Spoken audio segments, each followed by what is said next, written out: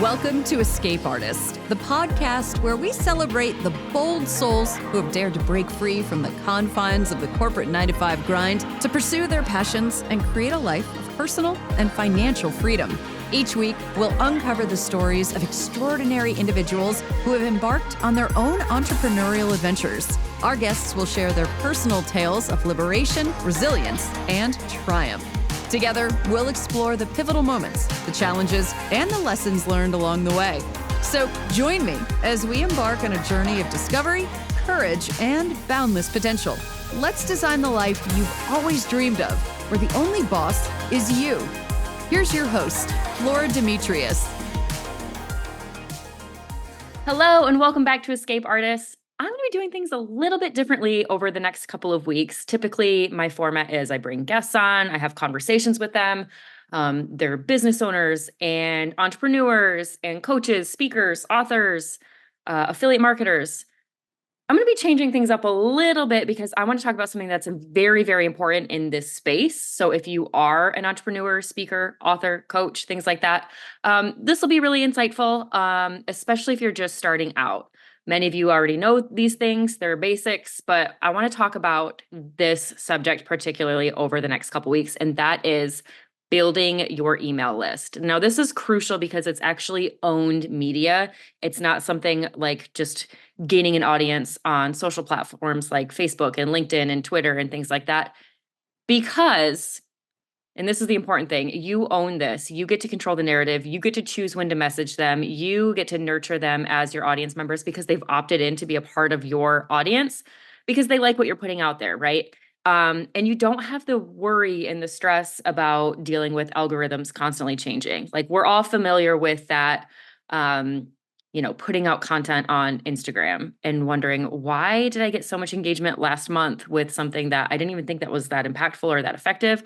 And I put out some of my best content today in an amazing reel that I spent a week editing and getting together, all for it to fall flat and maybe just a few people view it or like it or interact with it.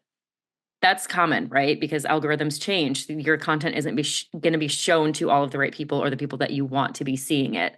And the thing with an email list is you have complete control over that. These people have opted in. They love what you're putting out there.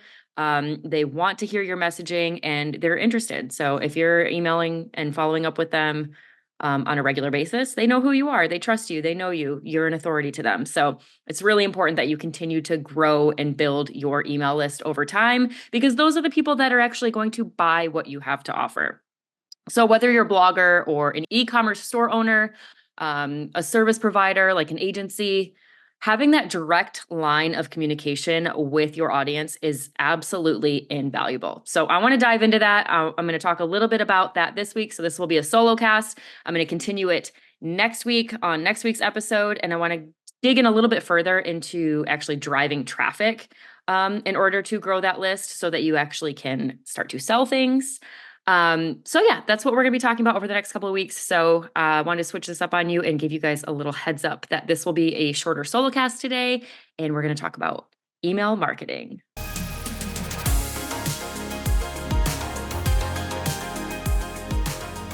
Let's get right into the first phase of building an email list. This all starts with what we call the landing page. Now, some companies, businesses, speakers, authors, coaches will drive their traffic directly to their main website or an offer. And the problem with that is you're not actually collecting those leads so that you can continue to deliver information to them so that they can come back. So they may see an offer and they may actually be interested and not buy right away, but there's a good chance they're going to forget about it if they're not actually opting in to be a part of your audience to keep receiving that information. So it's really important that you have what we call a landing page, which has a form where you collect their name and email address so that they can actually be leads that you continue to nurture over time.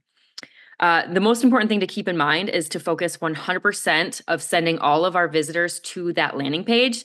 And the first step is to actually build it. So if you don't already know what a landing page is, or if you haven't seen one, you probably have, but let's talk a little bit about the tactics of a landing page.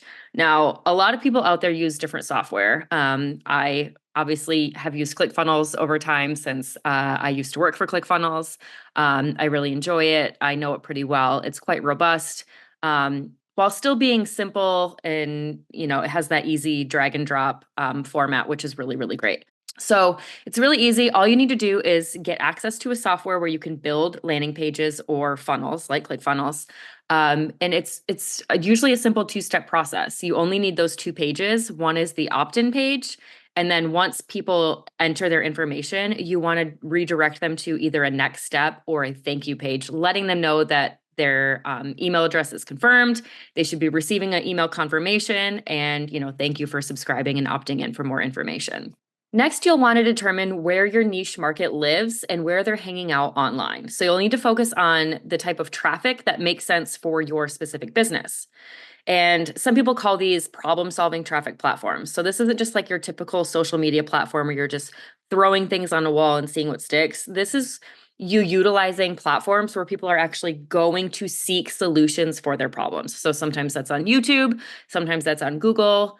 Pinterest is another great one. These are search engines, again, where people go to find the answer to the problem or the question that they are asking. And this is where you're going to be utilizing your lead magnet. So your lead magnet can ultimately be your landing page, or it can be, like a clickable ad or something that leads to your landing page so that you're getting those opt-ins. Your lead magnet is meant to solve a specific problem for these people. So it needs to be discovered by the people who are searching for it. So let's talk about some potential examples of landing pages or lead magnets that may work for specific niches. So if you are, let's say, a dietitian or a health and fitness coach, you may have a list or a recipe book of really great recipes that are healthy or keto friendly. So let's say your lead magnet is 25 keto friendly recipes for beginners in the keto space. Or let's use another one. Let's say you are a financial advisor and you have an ebook that is all about how to invest in your future. Another example could be you are a self-published author and you have an ebook and you want to be able to give away your audiobook for free in order to get new leads for your business. You could say, download my free audiobook and learn more about lifestyle blogging. All of these are different ideas for generating new leads based on what your niche is, and so that you can put them in places where people are actually going to seek that sort of information. So now I want to talk about the anatomy of an effective landing page. And in order to get people to give you their name and email address in exchange for what it is that you're offering for free, they need to feel like it's worth it. It's worth their time, their investment, and worth getting emailed, as often as you want to be emailing them. So it needs to contain a variety of different things in order for those things to happen. So the first thing is it needs to have a headline, and this needs to grab the attention of the reader right off the bat. And it needs to be effective in a way that's not just a standard, like, get this free offer. It needs to be specific. So a compelling headline that immediately communicates the benefit or the solution that your offer provides. That needs to be on the headline from the get-go so people see it right away. And then it also needs to include some engaging copy. So clear and concise copy that highlights the benefits of your lead magnet and addresses the visitor's pain points. So when somebody's seeking something out, like if they're looking for keto-friendly recipes because they're a newbie in that space and maybe they're supposed to be going on a keto diet recommended by their dietitian and they don't really know where to start, they have immediate pain points that they're searching for. And that is, they want free recipes that are keto friendly. And if that's the case, those pain points exist already. So if they see a headline that has copy about the benefits and the solutions that your offer provides, they're going to be more interested. And then, of course, it needs to have a call to action, and that also needs to be very specific. It needs to be prominent and action-oriented, and it needs to encourage the visitors to subscribe or download your lead magnet because it's beneficial to them. If they want free recipes, you have free recipes. It's going to help them with their problem, and they get them immediately. So, you can say like, get immediate access, and then they'll be delivered to their email, or it will show up on the next page, whatever that is. It's a free download. And then it's always really beneficial. This isn't totally necessary, but I always think it's really beneficial to have social proof.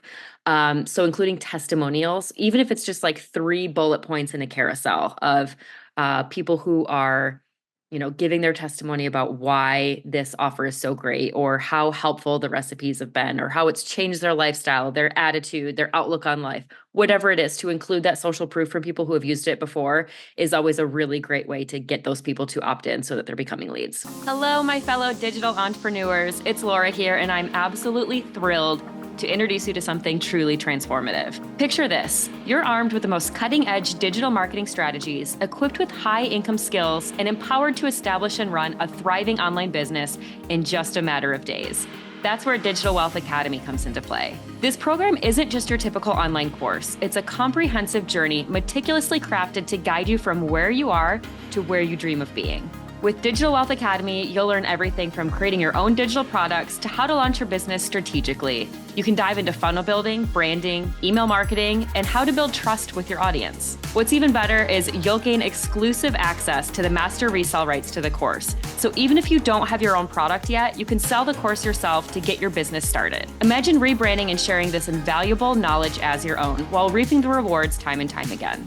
Head to www.sidehustlelaura.com/DWA or click the link in the show notes to step into the world of digital entrepreneurship today. Remember, your journey to success begins now. Keep believing and keep breaking free. And then, of course, you need to have the opt-in form. So those are usually just 2 form fields. You can do whole name, or you can do first name and last name, or I typically just like to keep it as low barrier as possible for people who are opting in. And that is just first name and then their email address. And then the other thing is just visual elements. So, if you have a brand or what your aesthetic is for your business, you want to make sure that that's cohesive throughout everything that you're putting out online. So, if you have brand guidelines or a document, or you use certain fonts, certain colors, certain visuals, make sure that that's part of your landing page as well. It's really important to stay consistent with who you are as a brand. And that pretty much covers building out your lead magnet and landing page, which is the foundation for creating and growing your email list.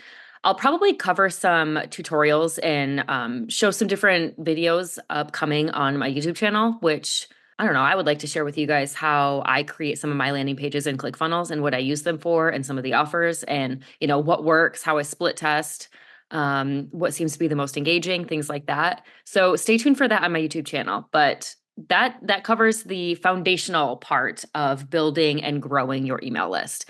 In the next episode, I'm going to further explore how to drive traffic to that landing page in order to get more leads and ultimately more sales. So now we've got the lead magnet and landing page covered. Now we're going to go into actually driving people to that page, getting them as leads, and what we do from there in order to get them to convert. So thanks for tuning in. Stay tuned for the next episode where we cover that. And I'm looking forward to chatting with you guys soon. Happy list building.